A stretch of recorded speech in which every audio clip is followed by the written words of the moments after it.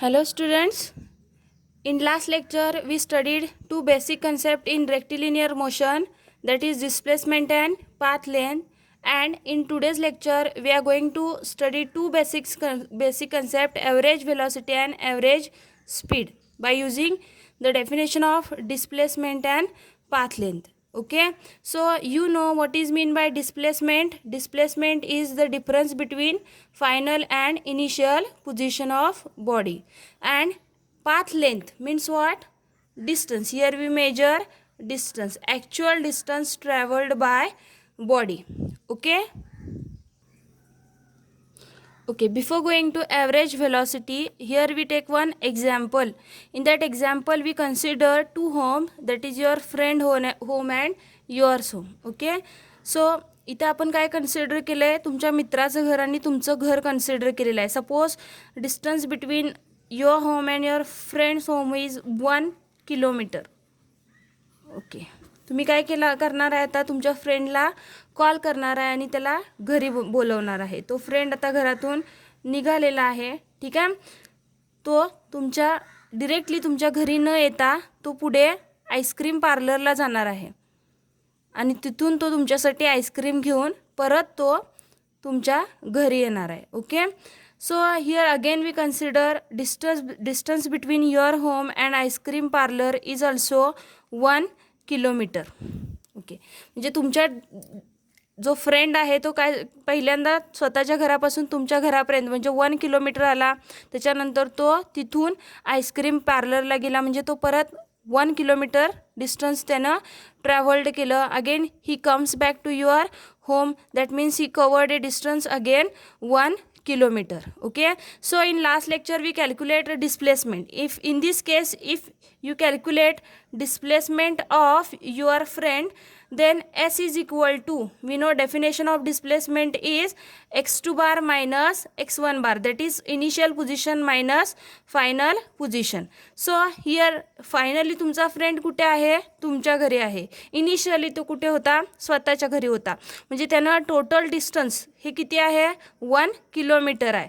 So according to definition of displacement x2 bar is at 1 kilometer and x1 bar, suppose here we consider at 0 kilometer, that is initial point, and x2 bar is equal to 1 kilometer. So 1 minus 0 is equal to 1 kilometer is the displacement of your friend.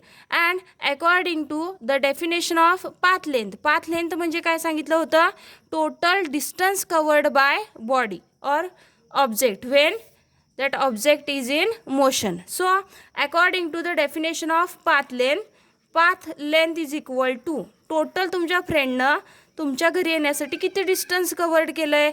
एक तर तो स्वतःच्या घरापासून तुमच्या घरापर्यंत म्हणजे 1 kilometre. Again from your home to ice cream parlour, that is 1 kilometre. Again he comes back to your home in reverse direction, that means again 1 kilometre. So total distance covered by your friend or path length is 3 kilometer. This 1 kilometer and 3 kilometer indicate the difference between displacement and path length, because displacement is related to the position. आपण जी body consider केलेली आहे त्या बॉडीच्या पोझिशनवर displacement depend असते, but path length is depend upon the distance. तुमच्या बॉडीनं distance किती travelled केलेलं आहे त्याच्यावर डिपेंड आहे. So by using definition of path length and displacement, our first concept is average velocity. Average velocity and v average notation used to indicate average velocity. So what is mean by average velocity? Average velocity is the ratio of displacement in a particular time interval. Displacement in a particular time interval where we calculate the average velocity divided by time interval. So in notation form, displacement means x2 bar minus x1 bar, that is final position minus initial position, divided by time interval means t2 minus t1. T1 म्हणजे काय, initial time, ज्या वेळेला तुमचा motion start झाला तो. Here we consider 0 second. And T2 means final time, that means at the final position of body. Suppose तुमचा जो friend आहे त्यानं हे टोटल डिस्टन्स म्हणजे स्टार्टिंग टू एंड पॉईंट हे टोटल डिस्टन्स त्यानं 1 हारमध्ये कंप्लीट केलेलं आहे. म्हणजे तो तुमच्या घरी आला, आईस्क्रीम पार्लरला गेला, परत घरी आला, हे किती वेळेत केलं आहे त्यानं, 1 तासामध्ये केलेलं आहे. So if we put the value of डिस्प्लेसमेंटची व्हॅल्यू किती आहे इथं, 1 किलोमीटर आहे, 1 kilometre. And time interval T2 means final time, that is 1 hour minus initial time 0. So 1 divided by 1 is equal to how much, 1 kilometer per hour. Displacement आपण कशामध्ये major केलेलं आहे तर किलोमीटरमध्ये, आणि टाईम कशामध्ये मेजर केलेला आहे, हावरमध्ये. म्हणजे तुमच्या फ्रेंडची जी ॲव्हरेज व्हेलॉसिटी आहे ती किती आहे, 1 किलोमीटर पर 1 आवर. याचा अर्थ काय होतो, तुमचा फ्रेंड 1 तासामध्ये किती डिस्टन्स कवर करणार आहे, ॲव्हरेज डिस्टन्स, तर तो 1 किलोमीटर एवढं डिस्टन्स कवर करणार आहे. Okay, so this is the value of average velocity. Generally आपण इथं मेजरमेंटसाठी किलोमीटर आणि हार हे युनिट घेतलेलं आहे, पण जनरल कॅल्क्युलेशनमध्ये तुमचे जे ॲव्हरेज व्हेलॉसिटी आहे त्या ॲव्हरेज व्हेलॉसिटीचं SI युनिट आहे metre per second, and CGS unit is centimetre per second. And if you calculate the dimensions of average velocity, then dimensions are m raised to 0, l raised to 1 and t raised to minus 1.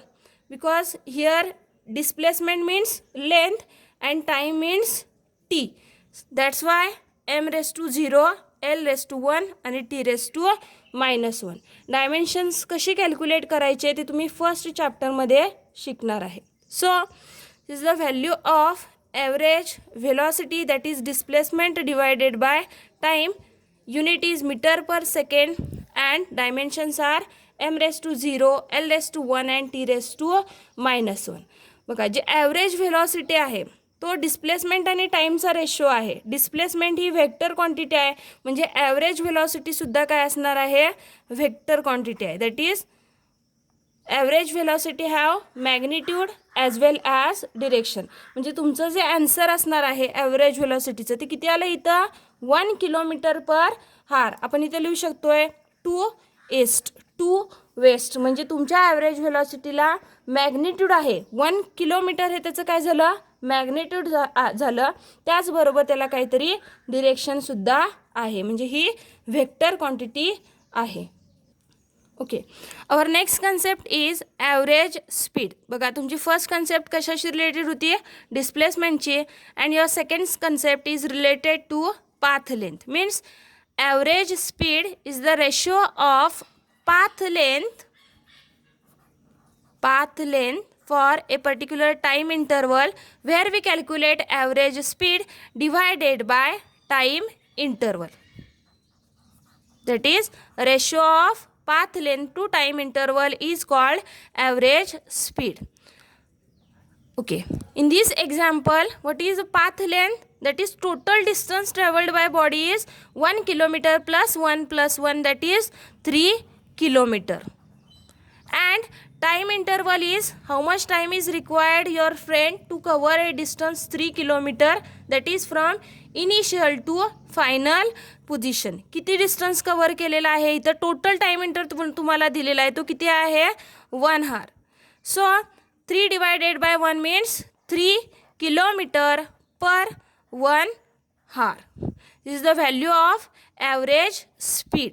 Okay, बघा, तुम्ही दोन्ही answer compare करा. First answer was 1 kilometer per hour आणि second तुमचं किती आहे, 3 kilometre per हार. याचा अर्थ होतोय तुमच्या फ्रेंडला 3 किलोमीटर डिस्टन्स कव्हर करायला किती वेळ लागला आहे, 1 हार लागलेला आहे. बरोबर, आपल्याला हे आन्सर थोडंसं पटण्यासारखं आहे as compare to the value of displacement.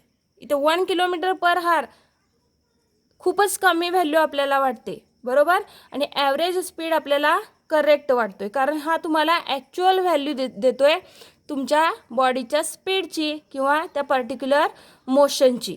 काही वेळेला म्हणजे काही एक्झाम्पलमध्ये ॲव्हरेज व्हेलॉसिटी आणि ॲव्हरेज स्पीड सेम असू शकतोय. कधी जर तुमचा फ्रेंड डिरेक्टली त्याच्या घरापासून तुमच्या घरी आला असता तर ॲव्हरेज स्पीड आणि ॲव्हरेज व्हेलॉसिटी त्यावेळेला काय असते, इक्वल असते. पण प्रत्येक वेळेला ते पॉसिबल नाही आहे. ओके, बघा आता तुम्ही पूर्वीचं तुमचा आन्सर कम्पेअर केला आणि आत्ताचं, तर याचंसुद्धा युनिट काय आहे, किलोमीटर पर हार आहे. म्हणजे तुमचं average speed is also measured in meter per second और centimeter per second, and average speed also have same dimensional, that is m⁻0, l⁻1 and t⁻−1, but that average speed is scalar quantity.